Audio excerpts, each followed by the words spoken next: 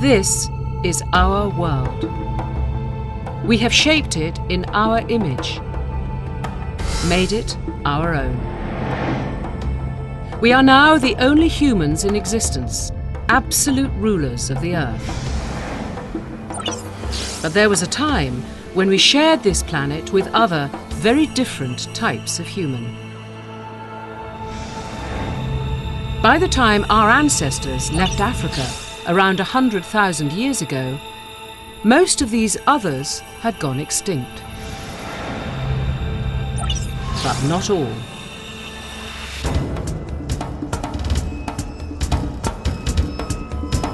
Other species had made the journey out of Africa before us. Smart, strong, and well adapted to their environment, they were the dominant species on the planet.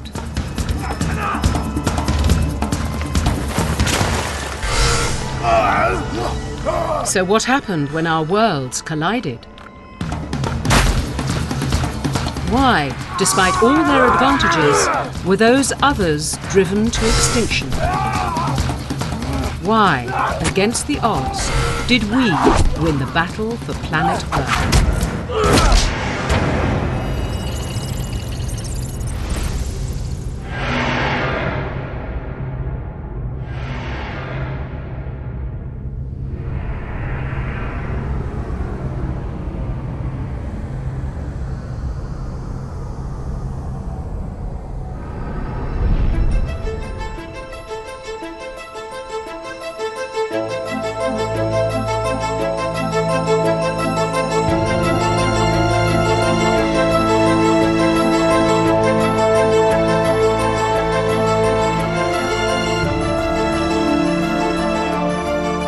"32,000 years ago, a new species of human was spreading out across Europe.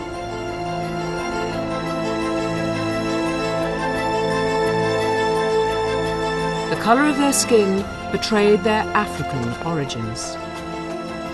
Homo sapiens hadn't been here very long, and there weren't very many of them. These people were modern humans. They were our ancestors. As they spread out through the continent, they entered the territory of another human species, the Neanderthals.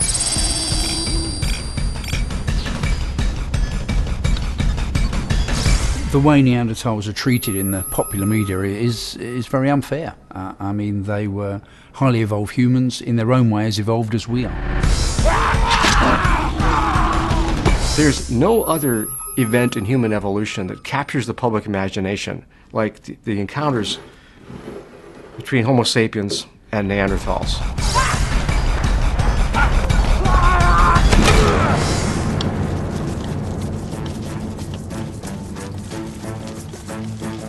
Using the latest archaeological and scientific research, what follows is a dramatization of one of the most crucial periods in human history.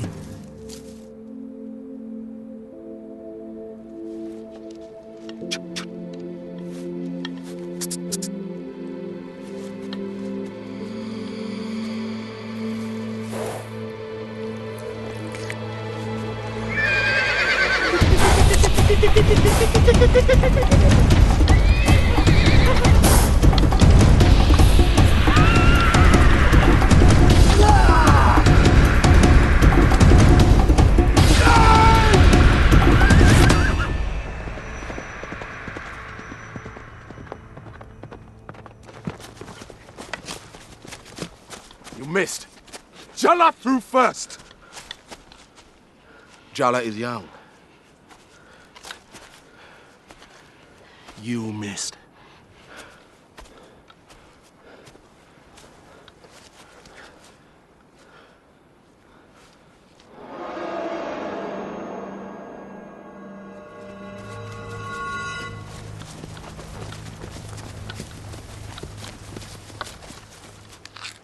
"32,000 years ago, in what's now modern-day Europe, the Homo sapiens population hovered at just about 10,000 people. They were struggling to survive because of climate change. Temperatures were fluctuating wildly. 4 to 5 degrees Celsius every 150 years, going from warm to cold and back to warm again. The consequences were catastrophic. Environments may have fluctuated between more open, grassland environments and more forested environments. So this would have changed as the climate got warmer and colder. These dramatic shifts between grassland and forests would have made life extremely difficult for animals and the humans that preyed on them. For big mammals like Homo sapiens and Neanderthals, the way they deal with rapid climate change is to move. And so rapid shifts in climate would probably have brought Homo sapiens and Neanderthal in closer contact.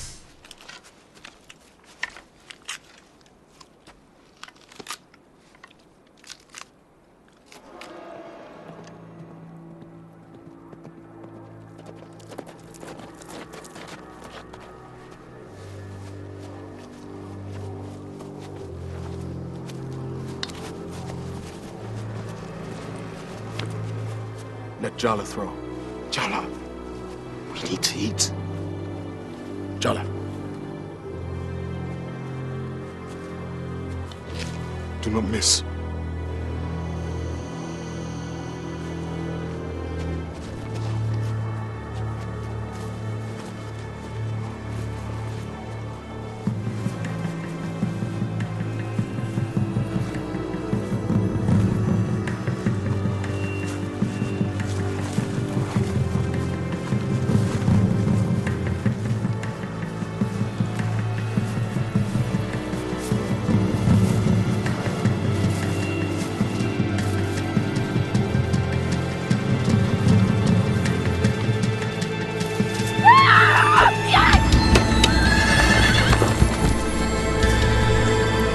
Bayana!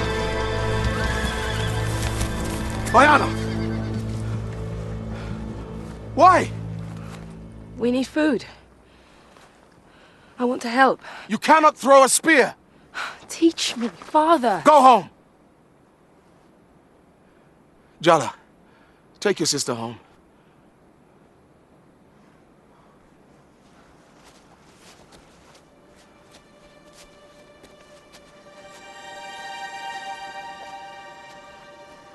Wait. You have the mother. Give it to me. Why? Give.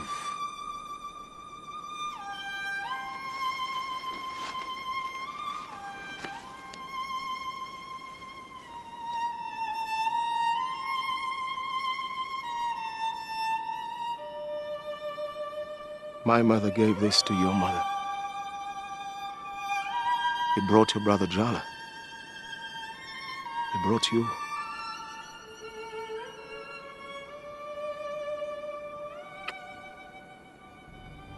My mother. Your mother. Bayana.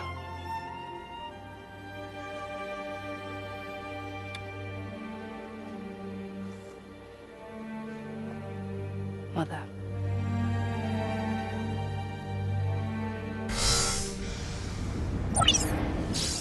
Archaeologists believe that these objects were fertility symbols, although some playfully suggest that they may have pornographic overtones.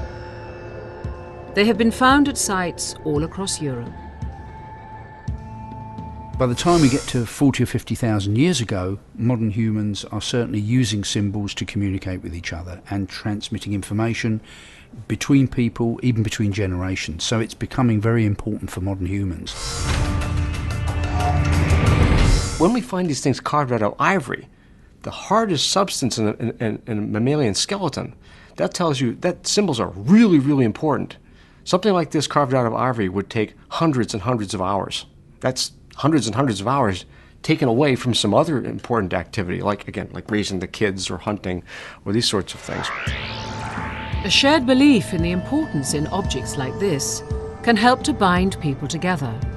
And in hard times, that's just as important a survival tool as a sharp spear.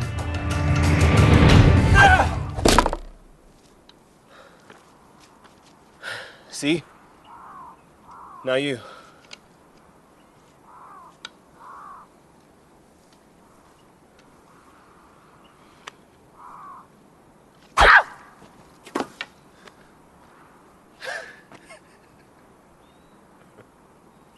Teach me. You throw straight. But I cannot teach strength. Come on. Home.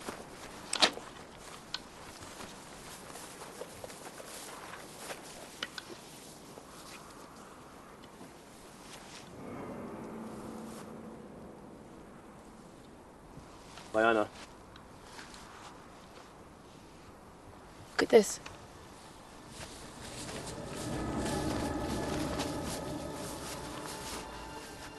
A man's foot.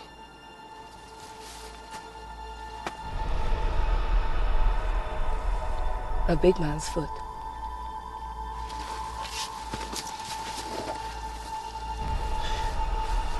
A big man's foot.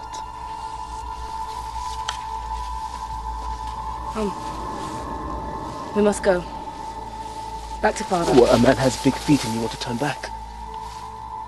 Don't you want to go hunting?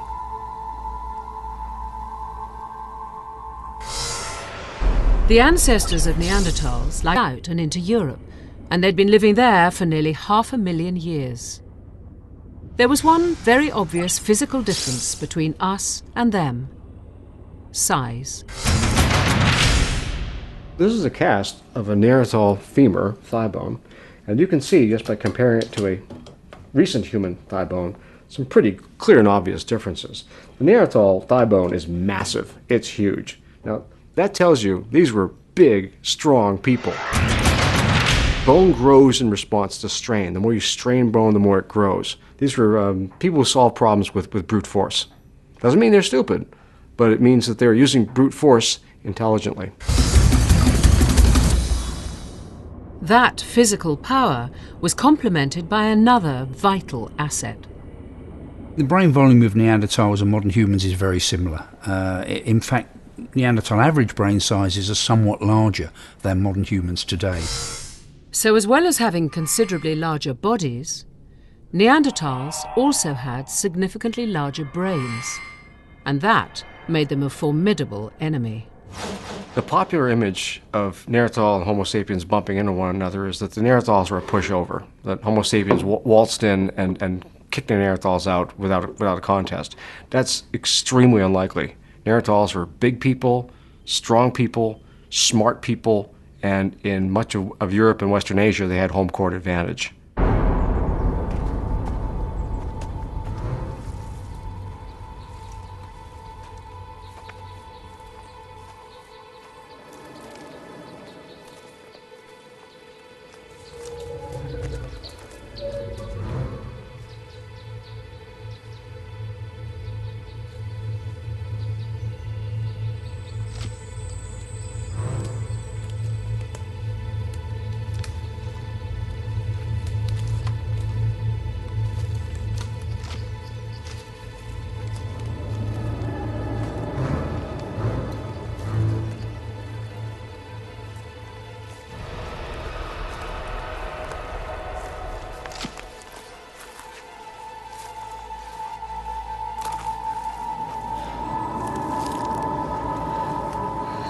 This mother brought me to the world.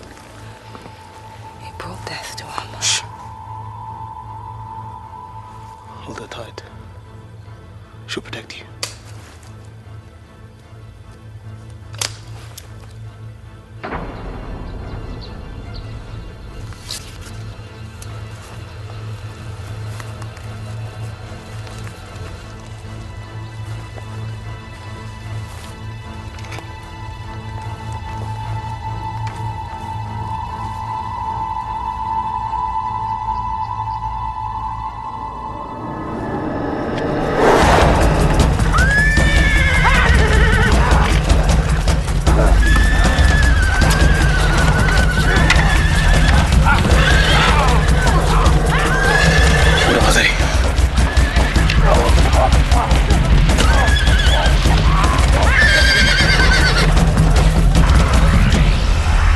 Neanderthals were originally dark-skinned, but over hundreds of thousands of years, their skin colour had become lighter in the colder, darker climate of Europe. But white skin was an obvious disadvantage on the hunt. Neanderthals Neanderthals may have painted themselves, black stripes for camouflage, like many hunters do nowadays, or soldiers do when they're in combat. They paint themselves with camouflage to break up the appearances of their bodies, so they're not as easily perceived by an enemy or a predator. Camouflaged bodies allowed them to get much closer to their unsuspecting prey. Rather than throwing projectiles, they use their bodies as weapons. So a Neanderthal attack on its prey would involve a quick charge and then trying to knock the animal to the ground. Kind of like, this is the way lions and other predators hunt. They spring from ambush, they grab their prey, they knock it to the ground, and then they kill it. But that hunting strategy was risky and extremely dangerous. Neanderthals have a lot of injuries on their skeletons. They do have a lot of healed fractures and marks of trauma, head injuries and so on. So life was certainly dangerous for these people. And it's been argued that this injury pattern in modern humans, in modern athletes at least, is most closely matched by rodeo riders. So these are people who are having to get close in to dangerous wild animals.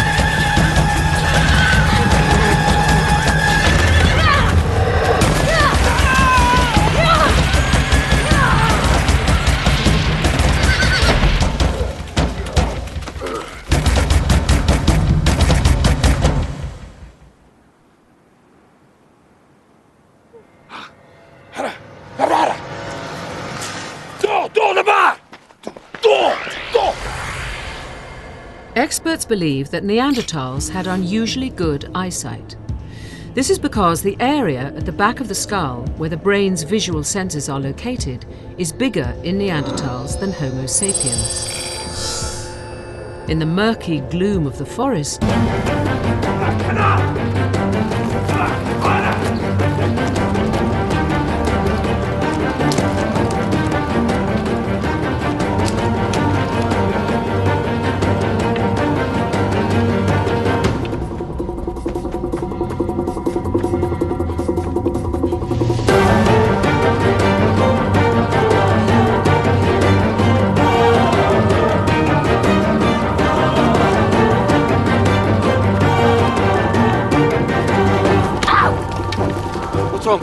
Drop the mother! Diana! I'll go. Run! No, Jonah! Jonah, quick!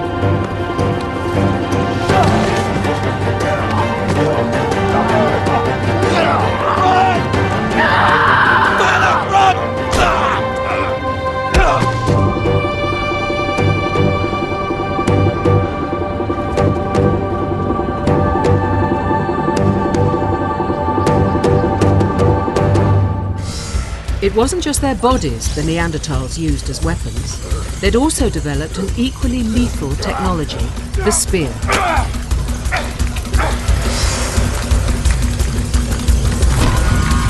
This stone-tipped spear is the kind of spear that Neanderthals made. It's big, it's heavy, it's attached to a massive shaft in order to resist bending. It's a thrusting spear. Throwing this is like throwing a brick. It's not going to go very far. It's going to drop very, very quickly.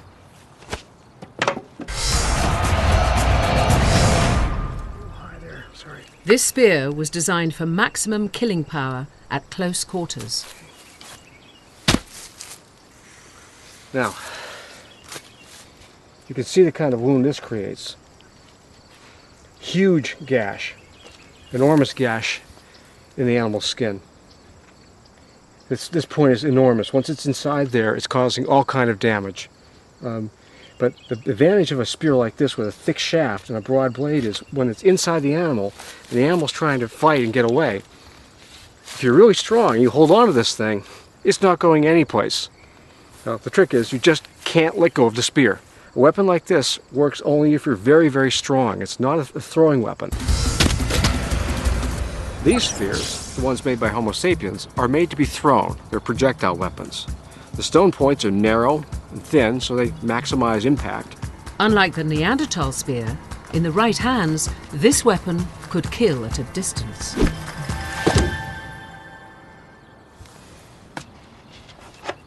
You see it's left a very cylindrical hole, and it's hit right in the heart and lung area. So this is the kind of wound that would kill the animal almost instantly. If not instantly, then again it would bleed out. You'd be able to track it fairly straightforwardly. The key advantage of a weapon like this is that it's cylindrical. It has a very narrow cross section. So all the energy of this spear, all the force that's behind it, is concentrated on a small area, which means that when it hits with a lot of power. It doesn't slash and cut like the Neanderthal spear. It hits like a bullet does. It kills by shock.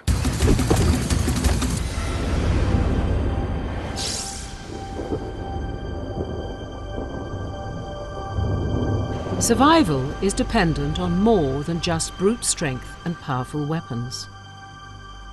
Communication skills are also a vital element in the struggle to stay alive.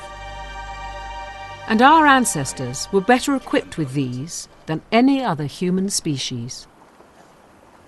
They should be back. Where could they be?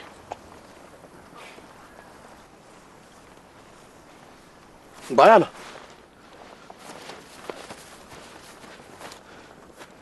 Bayana!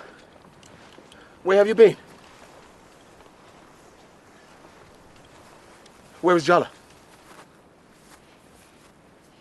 Where is he? Where's Jala?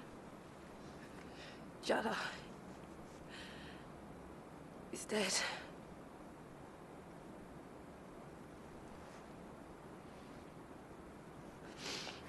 Monsters.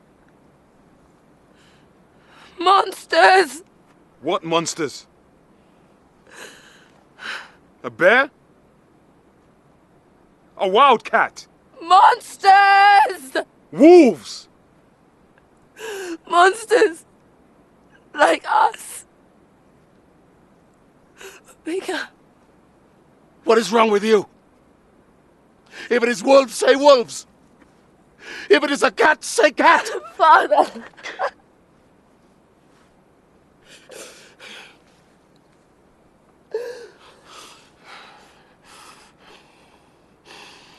Get the men ready. We must find Jala. Are you sure he's alive? To bury him!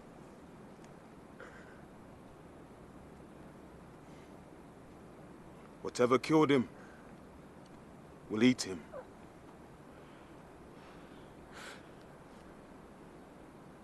You're afraid. No, but we have He's my son!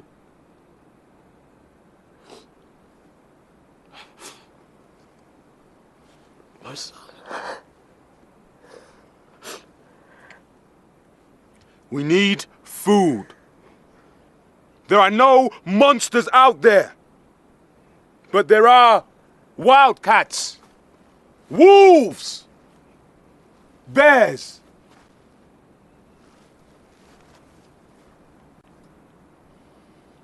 We have lost one young hunter. We cannot lose any more.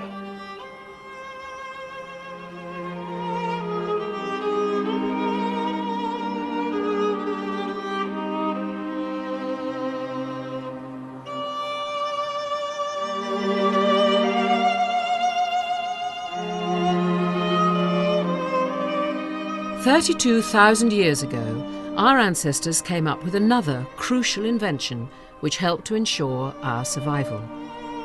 It was something that archaeologists think Neanderthals never developed: the needle. It meant that we could make close-fitting and warm clothing, essential for hunting in the ever-changing climate. Why can't we hunt? Men do the hunting. But why? What are you doing? Not this way. Do it this way.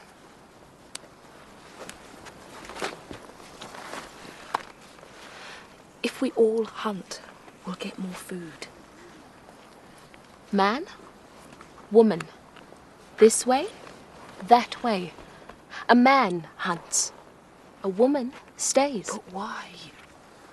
You can't hunt with a baby inside you, or in your arms, or holding onto your leg. But I don't have a baby. Not yet. Dividing up tasks between men and women was vital to our species' survival. If the men didn't kill anything on the hunt, the nuts, berries and roots that the women gathered provided a reliable source of food.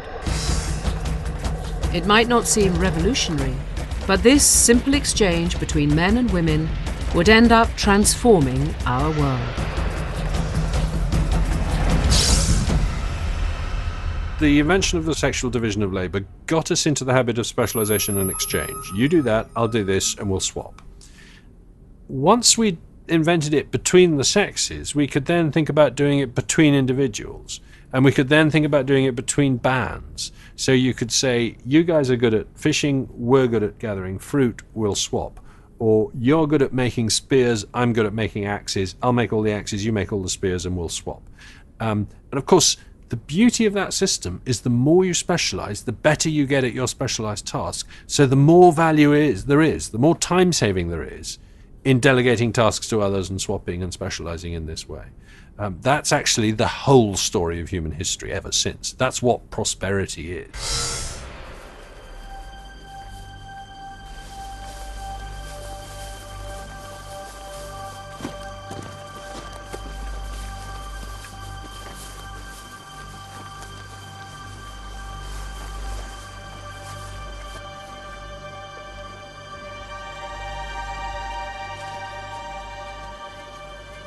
Bayana!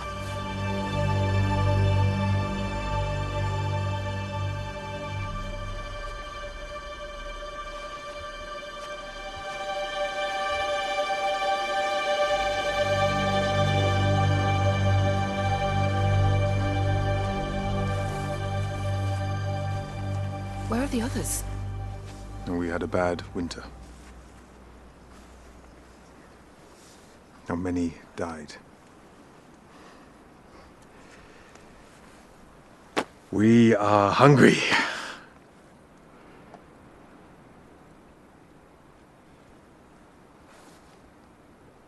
No buffalo. No horse. Not on the plains. But they will return. They always do. The animals are moving. If the animals move, we must move. Mm-hmm. Follow the food. It will mean moving camp. We should wait. We waited too long. What's this? Why is it like this? Always you ask why, huh? For the spear. They go together. And they do. Like man and woman. Now come here. No. Bayana! She has just lost her brother. Do you want to lose a husband? She will bring you many children. Many. Bayana, show him. Show him. What? The mother.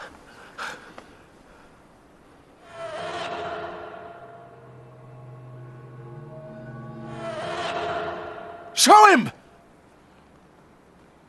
No. No. I won't. Bayana! Bayana! Bayana! Together. Your men. My men.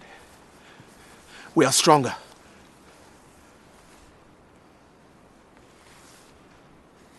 Tomorrow, we move to a new camp. 2 tribes.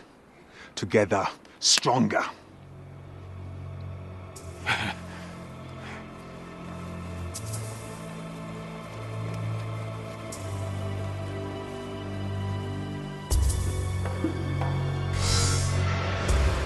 In the struggle for survival, numbers mattered.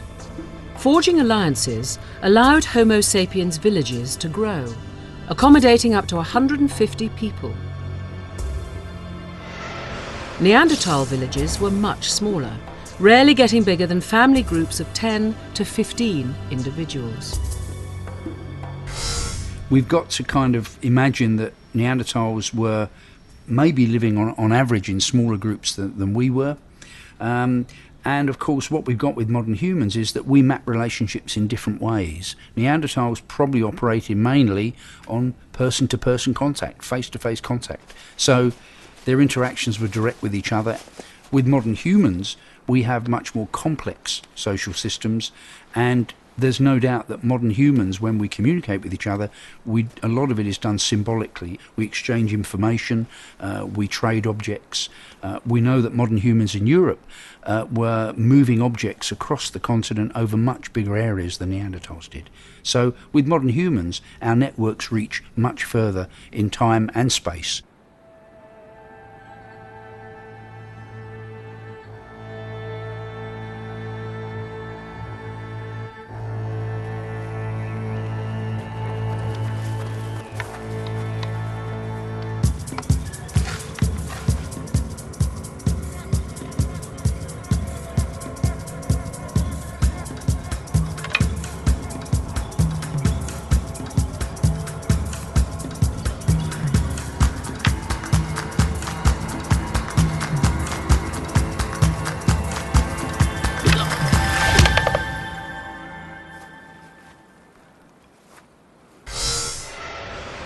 The spear thrower was a simple device that allowed spears to be thrown further and with more power. Developed 50 to 60,000 years ago, it was such an effective weapon that Native Americans were still using a version of it right up until the 16th century. In the right hands, this piece of technology isn't just powerful, but deadly accurate. Okay, as you can see, another bullet-shaped wound right in the heart and lung area. If this was a person, they'd be in a lot of trouble. This would knock them off their feet, pin them to the ground, pin them to a tree. This would be a very dangerous wound. A wound that would probably kill somebody outright. This is a tremendous change from earlier weapon systems. This is a weapon system that swaps speed for power. By moving the projectile point very, very fast, it tremendously increases the amount of kinetic energy, amount of force that one can bring to bear. A hand-thrown spear doesn't even approach this. This weapon was so effective that it spread like wildfire. A development that might not seem particularly special, but it was unique to our species. What's wonderful about a spear thrower is it's a brilliant idea and a very simple idea, but it's not an idea that would necessarily occur to someone. But on a rare occasion, somewhere, by accident, through serendipity, somebody works out that actually you can speed up the power of a spear. If that happens in a Neanderthal troop, it stays in the troop, the idea. The idea never leaves the troop. You don't get a transfer of ideas between bands, between tribes, in the way that you do in modern humans. Whereas what happened with this idea is that it started spreading like a virus through contact, through trade between people, and suddenly it's everywhere. If there ever was a case where people armed with weapons like this went up against people who lacked them or equivalent technology, the people who lacked this kind of technology wouldn't stand a chance.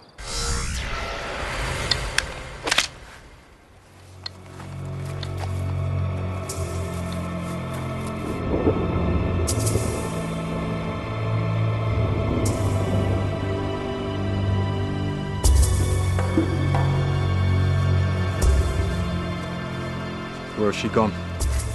She makes you look foolish. She makes me look foolish. She will come back. And my men will be gone. No. One more day. Please. We must follow the food. Together we are stronger. Then find her. Now. Morda. Find Bayana. You too. Let's go hunting.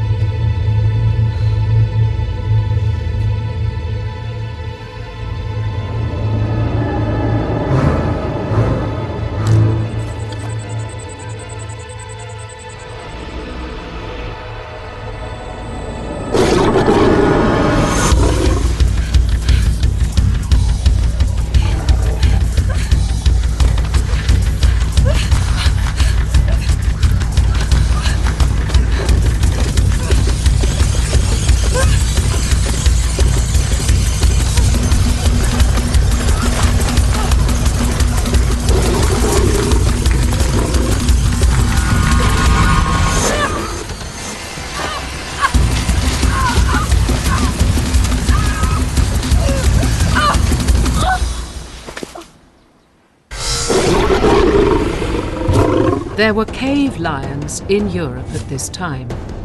A separate species from their African cousins, they were 10% bigger. Europe at this time was populated by large numbers of now extinct animals, which have modern African counterparts. The mammoth was a cousin of the elephant, and the woolly rhino was a much hairier version of the African species. As the climate fluctuated, these large animals were forced to move, leaving behind some much more dangerous carnivores, like wolves, which are still around Europe today, and the saber-toothed cat, which is now extinct.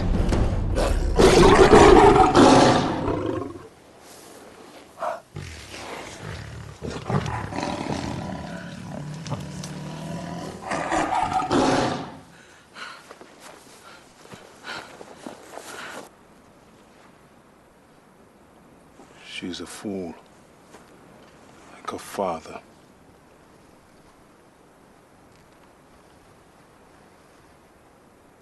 This way.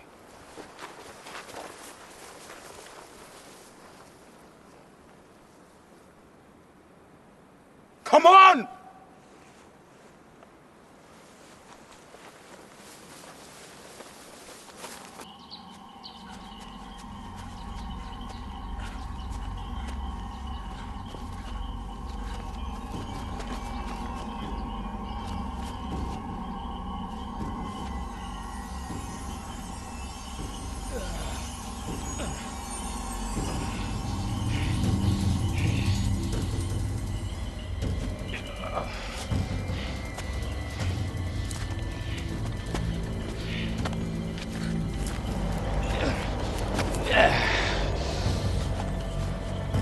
Rama, Jado.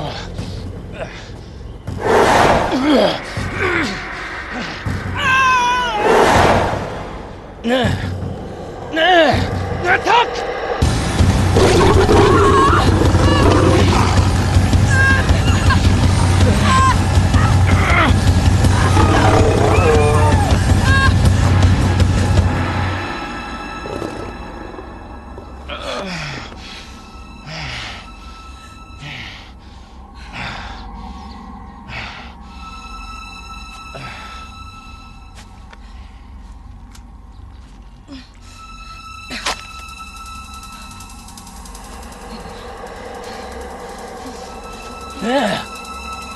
放下他！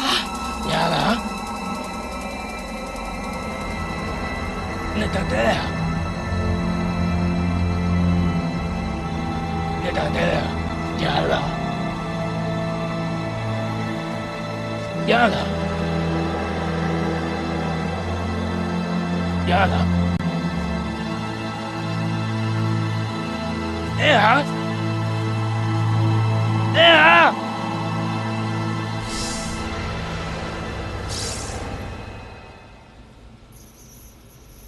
Scientists believe that Neanderthals, like us, had language. They've discovered that we share a specific gene with Neanderthals that's vital for developing an ability to speak. There's also some compelling anatomical evidence that indicates that they could talk.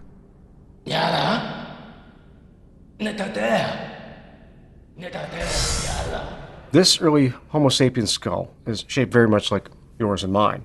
And what that means is that this individual could speak more or less like I'm doing now.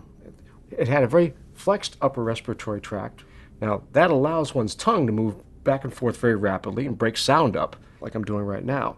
But there's a risk involved in that. The risk is that it's easy to choke as food particles make their way around that turn. They get caught behind the tongue and the back of the windpipe, and people choke every day. That's an unusual thing in primate evolution. Most primates, most mammals, have a relatively less flexed upper respiratory tract, and that's what we see with these Neanderthals. Their face is out in front of their brain. The bottom of their skull is less flexed, and in all likelihood, their upper respiratory tract made a more gentle curve. Now, that's advantageous if you want to get food in there fast, if you want to eat efficiently, but it's disadvantageous in terms of speech. It means they probably didn't speak as rapidly as our ancestors did.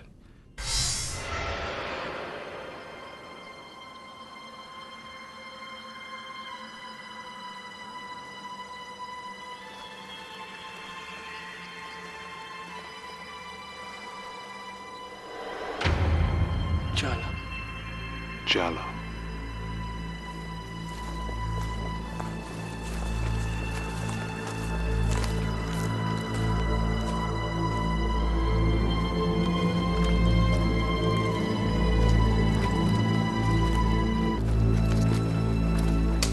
What was that?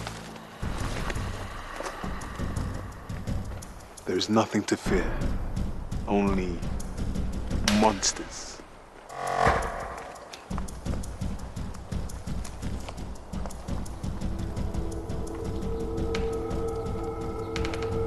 Here! What? Stop!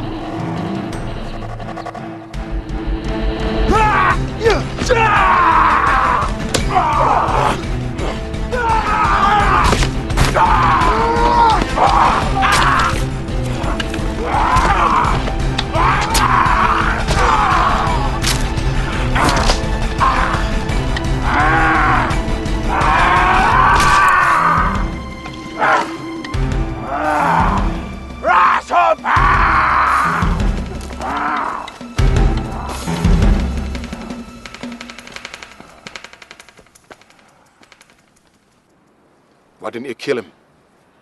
I couldn't. You want to hunt, but you cannot kill. He saved me from the wildcat. Where is it now? The wildcat. Where it died. Let's go. Meat!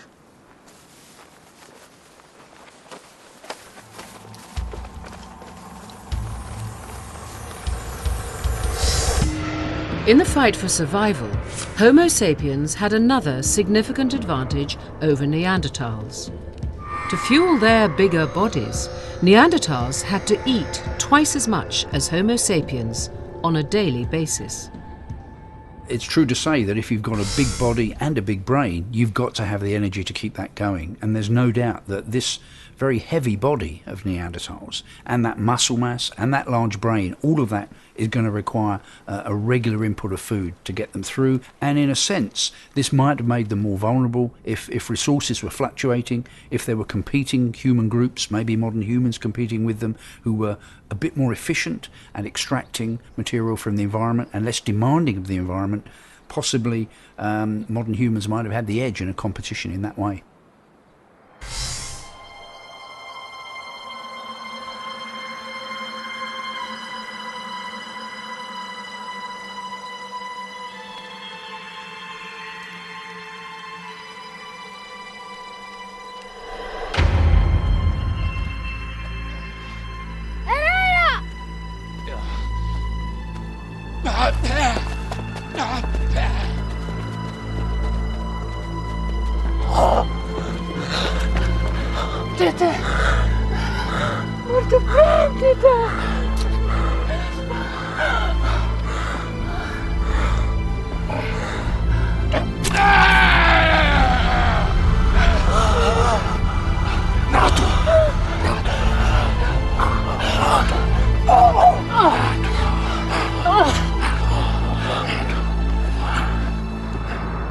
Not just on a day-to-day basis, but over months and years, that this individual had presumably family that cared about him, and they were regularly provisioning and supporting him through what must have been very difficult times. The fact that he survived these injuries in the first place and then was able to survive for some time afterwards, when people must have been bringing him food right through the year for him to survive and carry on living, and for these injuries to heal to the extent they did.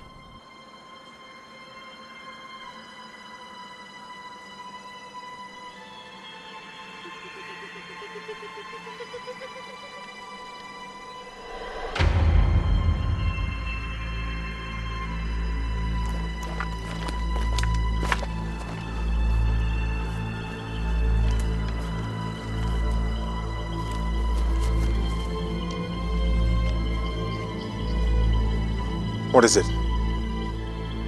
This is the place. Are you sure? So where's the cat?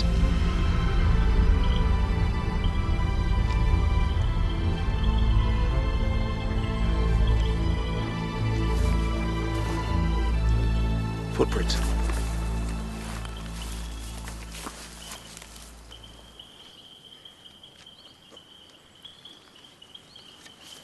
us go. No! We turn back. Tomorrow we leave and follow the food. The monsters will follow and take our food. They aren't monsters. Bayana!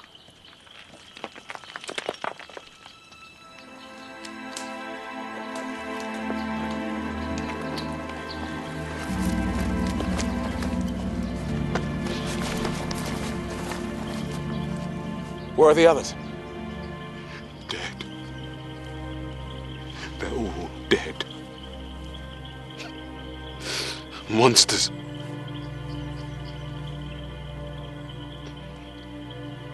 They will kill us all. We must hunt them down. Or they will hunt for us. They're not monsters. They're like us. Tell us again what they did to your brother. The outcome of any physical conflict between Neanderthals and Homo sapiens wouldn't have been a foregone conclusion. There were advantages and disadvantages on both sides. For Neanderthals, the principal advantages would be in close quarters combat, getting in close and fighting hand to hand. In terms of the strength difference, Neanderthals would probably win. For Homo sapiens, taking on a Neanderthal opponent, the trick is don't let them get close. Stand off, attack with projectile weapons, find a way to flank them. Attack from this direction simultaneously, so they're hit from at least two directions at the same time.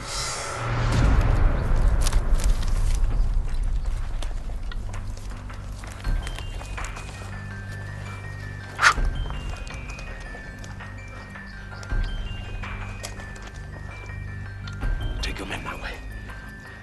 You, the other side. The rest will follow me. Wait for my signal.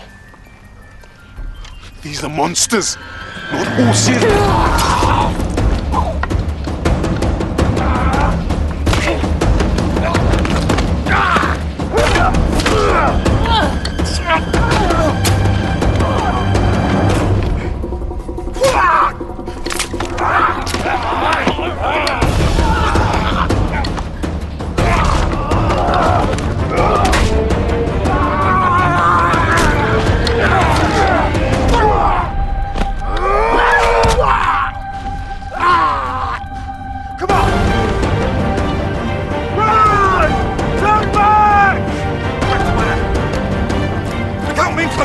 We need room to throw the spears! Come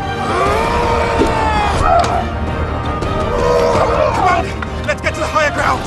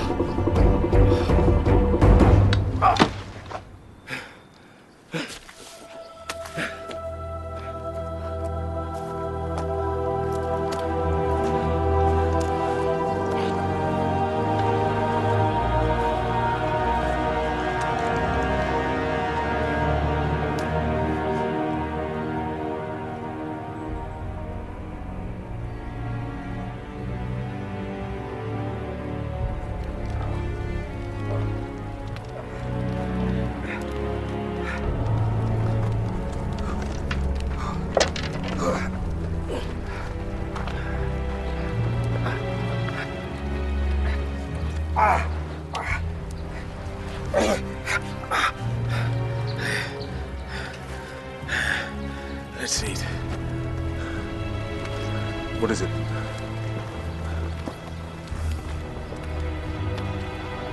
It's another one. Bayana! Keep away! Bayana!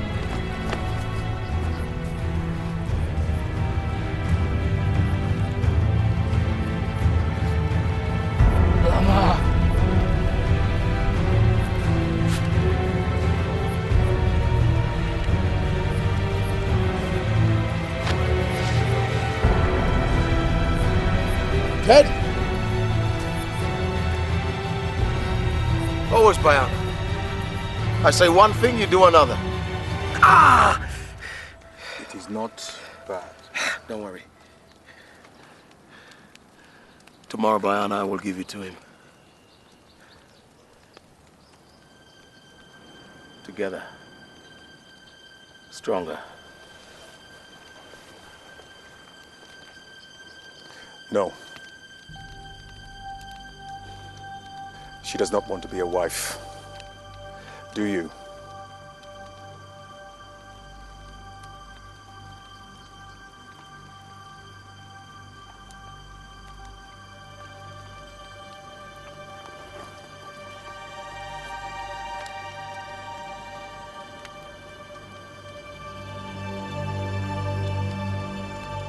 Together. Stronger.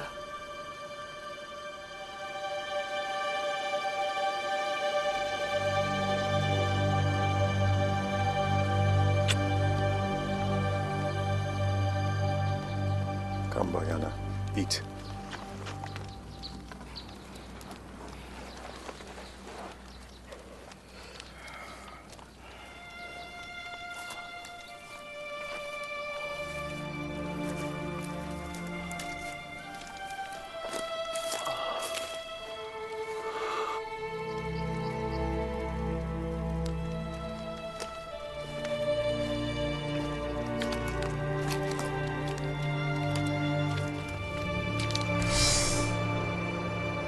Neanderthals had dominated Europe for nearly 500,000 years. But from the moment our ancestors entered the continent, their days were numbered. The differences between us and them weren't huge, but they mattered. Within a few thousand years, Neanderthal numbers slumped into a terminal decline. They ended up being squeezed into one small corner of Europe. The last known refuge of the Neanderthals was here in Gibraltar. They lived their final years in these caves. Archaeologists believe the last Neanderthal died out around 24,000 years ago. As a scientist, one can't help but wish that Neanderthals were still around. It would be wonderful. We'd learn so much from them because they are, as it were, the other human species. They would be our closest relative in the animal kingdom. We would learn about things like language, because they probably had language, but a different kind of language. We'd learn what's special about us. Some of the things we think are special about us would turn out not to be. They would have them too. Other things that we don't realize are special about us would come home.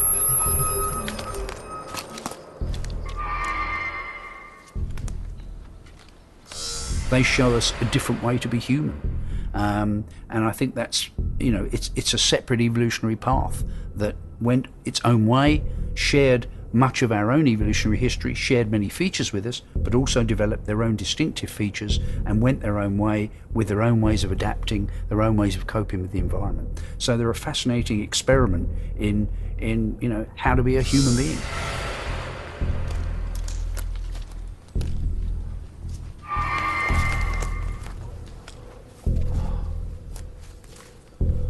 Evolution involves extinction. Extinction's a part of evolution. Neanderthals became extinct, they're gone. They're fascinating, but they're gone. At some point in the remote future, some other documentary will examine the question of poor little Homo sapiens and what did them in.